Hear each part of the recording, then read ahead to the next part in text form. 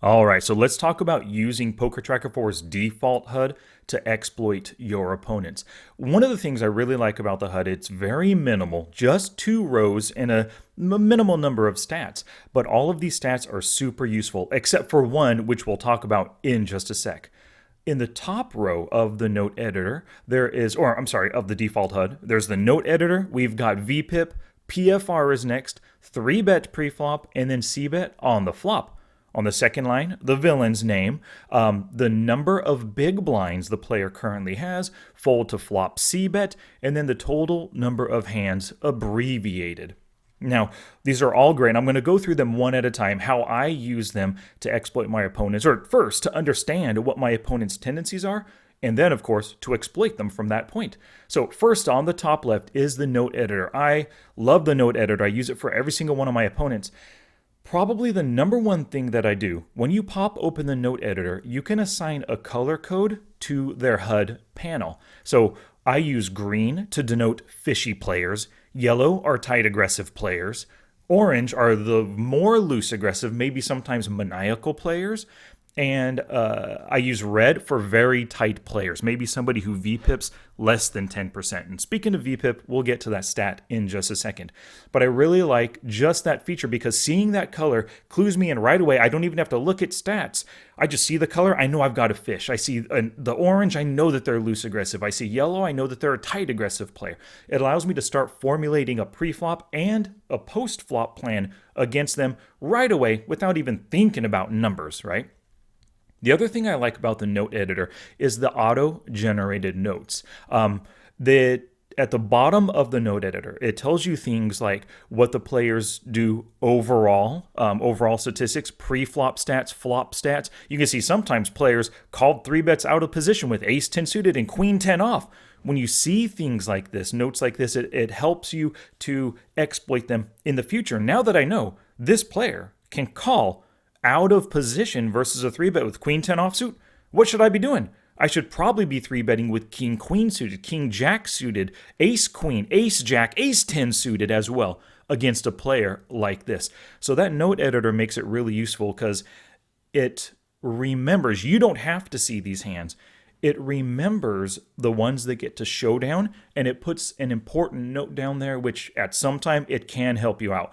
But the thing is, you have to learn to use that note editor. So on the note editor box, when it's like highlighted in yellow, that means there is some kind of a note there, whether it's an auto-generated note or you typed in some kind of a note for yourself. Some players, you won't see, the box will not be highlighted in yellow. That means there's no notes yet. So you haven't typed in anything. No hands have got to showdown to really make sense or to allow the program to make an auto-generated note. But what you need to do is just train yourself. When you see that yellow box, pop it open, read what you typed about them in the past, or read the auto-generated notes. Now, an important thing, a lot of players find it very difficult to take notes when they see actions their opponents make. They get overcomplicated, called a 2-bet with jack-10 suited, the flop came jack-high, and they type everything out. One of the key ways that I use my notes is I'll type in all caps directions to myself. 3-bet with ace-10 suited plus and king-queen suited, right? So I'll type in something like that, but I'll put it in all caps. When I see a note in the note editor, all caps, those are directions to me. So I don't need to write down what this opponent has called with in the past. I don't need to look at the auto-generated notes down here. I type this note in specifically in all caps to tell my future self what to do against this player. So let's talk about the first statistic, VPIP, or voluntarily put money in the pot. 20% is an inflection point. So if they are VPIPing less than 20%, they're a tight player in general. And of course, the lower the number, 1% VPIP, wow, this person only plays pocket aces and kings, right? Or 100% VPIP, they play every single hand. So 20% is the inflection point. Anything less than 20% is tight. So if you have a player VPIPing at 19, that's right there. Starting to get loose, almost loose. Another player VPIPing at 16%, tight player as well. Sometimes you'll find players who VPIP only 8% or 10%. Very, very tight players. Other players, greater than 20% is when they start to get loose. If you have a 30% VPIP, a 25, a 35, sometimes you'll come across players, the best targets at the table, they're VPIPing 60, 65, 70% of the time, right? You really want to pay attention to that. And anybody who VPIPs greater than 20, and especially greater than 30, they are a target at the table for sure. So your job, when you see stats like that, you really want to isolate them when they limp in and you have position, raise them with good hands. When they're in the blinds, raise first in order to isolate them. So you get to the flop with them. You have a tighter range. They have that wider 35, 40, 45% range right there. And you have a mathematical advantage against them, which also, if you compound that by playing in position, let's imagine a 35% VPIPper limps into the pot under the gun. I could ISO raise him with maybe anything, but probably oftentimes a speculative hand, a pocket pair, anything suited, connected. Aces are great. King high hands are great as well to isolate players. So that's what I would do to play them in position with my tighter range versus his really wide range. The next statistic is PFR, or pre-flop raise. 10% is the inflection point. So people who pre-flop raise less than 10% are generally passive. Greater than 10%, they get pretty aggressive. So if you take a look around your table and you see a player who pre-flop raises only 3% of the time, holy cow, he hardly ever likes to raise. He probably does a ton of calling pre-flop, a ton of limping as well. Whereas another player who pre-flop raises at 15%, they are a bit more aggressive. 28%, a very aggressive player. That means they raise. And PFR is a measurement of any pre-flop raise. They make an open raise, they ISO raise a limper, they 3-bet, they 4-bet, they 5-bet. Just, it's a total raising percentage. So at 28% of the time, this person is pretty darn aggressive right there. The key thing to pay attention for when it comes to VPIP and PFR, this is probably the best combination stat to look at. I never really just look at VPIP or just look at PFR. I look at them both together. Now, when the gap between VPIP and PFR, when it's greater than PFR, you have a fish. For example, a 35 VPIP, sorry, my dog's barking, a 35 VPIP and an 11 pre-flop raise, that gap is 24%. That gap is greater than the 11%. That means just in general, they're doing the more passive plays of limping and calling more than raising. You've got a fish on the line right there. Another player, 30/28, whoa, that gap is only 2% between VPIP and PFR. He hardly ever calls, maybe never limps, just doesn't like calling pre-flop. He just loves being the aggressive player because that PFR is so high and that gap is so small. So that's going to help you really understand who your opponents are, their general tendencies right there. Now, the next statistic in the default HUD is 3-bet. Now, in general, less than 3%, they're a value 3-better. So if you spot somebody at 3%, maybe somebody else at just 1%, wow, they hardly ever 3-bet. And one key thing with the default HUD or any HUD, if you mouse over it with the cursor, some numbers are going to pop up. Specifically, the numbers that constitute that percentage. So if you look at a 3-bet of 1%, when you hover over it, you might see the value is actually just 0.66. It rounded up to 1%.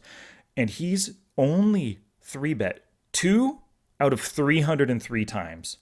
Wow, that is an absolute value-driven 3-better. He probably only 3-bets with pocket aces and kings, maybe only aces as well, because it's so infrequent. Now, an important use of your mouse and the hover option to see the stats or the numbers behind the stats is especially if you don't have a lot of hands on a player. Let's imagine you just have 71 hands on a player and his 3-bet is at 0. Wow, it looks like this guy never likes to 3-bet, so I've got to believe all of his 3-bets. Well, hover over it. This player, who you only have 71 hands on, he 3-bets 0%, but that's only 0 out of 6 opportunities.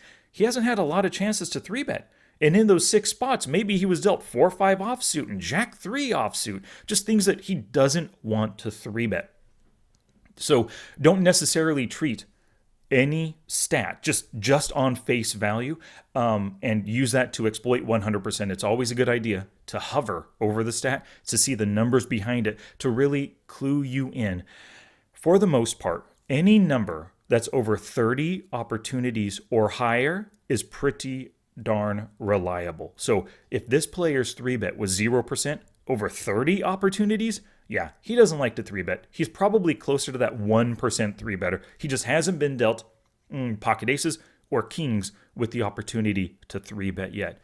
And speaking of opportunity to 3-bet, you can only 3-bet when somebody makes the 2-bet, when they raise pre-flop.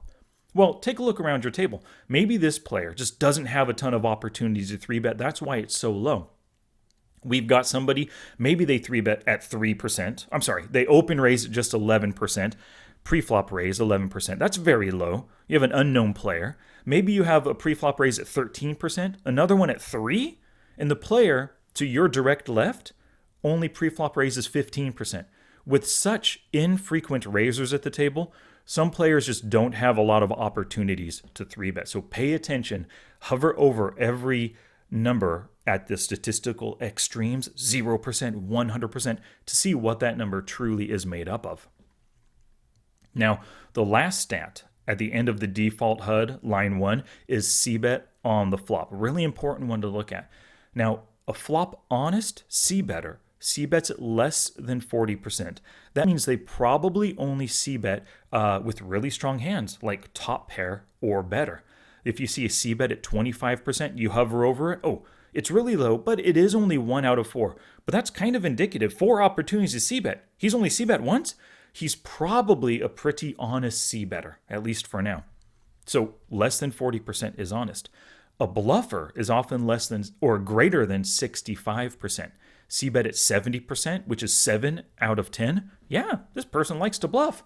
There's another other person over here, C-bet at 84%, 32 out of 38. Absolute bluff C-better here, especially given that he raises so often, maybe like at 15%. Yeah, likes to C-bet bluff right here. Now, one of the big things when it comes to C-betting on the flop, you do want to take a look, or you want to compare that number to their pre-flop raise and their raise first in. Sometimes you'll come across a player who has a C-bet at 100%, and it's like 11 out of 11 opportunities. You might think to yourself, if you just look at that, this person loves to bluff, I should be bluff raising every single flop against them. Well, not necessarily. This player who C-bets at 100%, pre-flop raises only 3%. So he has a very small, very, very small pre-flop raising range. So obviously, let's imagine it truly is like just 3% of the time he raises. He only raises with pocket queens and better and ace king. Yeah, of course he's going to be C-betting 100% of the time because he has such a small initial raising range. So you want to compare C-bet with those pre-flop raising numbers. That'll really clue you into what this player is doing, because you could make a huge mistake bluff raising somebody, bluff shoving against them versus a C-bet of 100% when you don't realize that, oh, they're only C-betting top pair or better because that's all they get to the flop with. Top pair or better if it's like pocket queens or better and ace king. Now, let's take a look at the bottom row of the default HUD. The first stat, maybe not necessarily a stat, but the first element is the player name. Now, this is helpful for new players at the table because sometimes a player HUD will remain. They're going to leave the table and maybe you're not paying attention, you're multi-tabling, and a new player comes in. Out of nowhere, this new player sits in, but the HUD remains the same. It's really good just to make sure you know what's going on. Compare the name with the name in the HUD with the name of the player. If they don't match, you know that this is a brand new player. The HUD will reset after the new player plays one hand. So that's why that's a bit useful right there. It just kind of confirms the stats are related to that player. Now the next stat in the HUD is the live amount big blinds. Now this is great for tournaments because you really want to have, or it helps you understand the mindset, the potential mindset of your opponent. When somebody has only 10 big blinds, they might be like in an aggressive chip accumulating, 3-bet bluffing, open raise shoving kind of mode, right? Or if you limp in, they're going to shove over the top of you. Whatever it might be, they might be really aggressive. So seeing for tournaments, the number of big blinds, super helpful. But for cash, it's unnecessary. In that default HUD, you're going to see 66 big blinds in the HUD. Well, their stack size right there, 66 big blinds. 99 big blinds here, 99 again. What's the point, right? The stack size is there. I don't need it in the HUD. So what I highly recommend is to replace within the default HUD, for cash game players, replace the live amount big blinds with call pre-flop 2-bet or raise first in.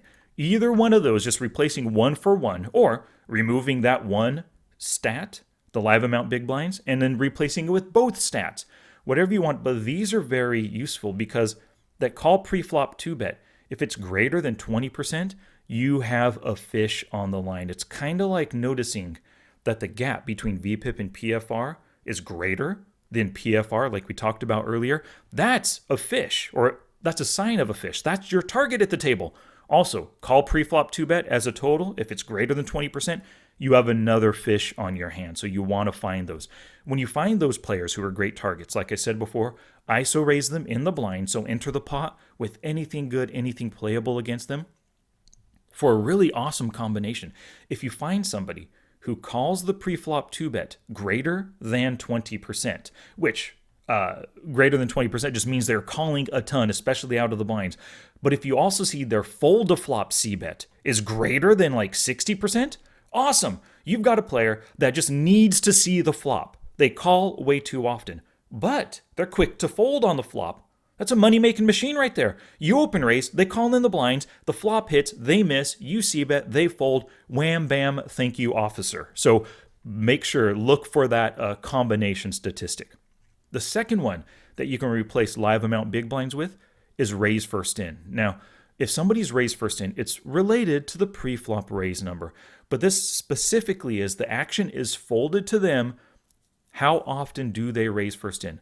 Less than 10% is a pretty passive player. Greater than 20% is a pretty aggressive player. That between 10 to 20, that's kind of iffy. You're not exactly sure. They're hard to read. That between 10 to 20, right? They put some thought, or they're just kind of a tight player in general. But you're really looking for that greater than 20% because you want to know who to target with your 3-bet bluffs. If it's greater than 20%, especially in their position, somebody could have a 25% raise first in as a total, but under the gun in the EP, it might just be 12%. So try not to allow an aggressive looking player with a total raise first in at 25. Don't let that trick you into thinking they're super aggressive in every position. So it's a really good idea to open up the default pop-ups within the default PokerTracker 4 HUD and look at their raise first in by position. You're going to see that breakdown. You're going to find some players who raise first in out of the EP only 9% of the time.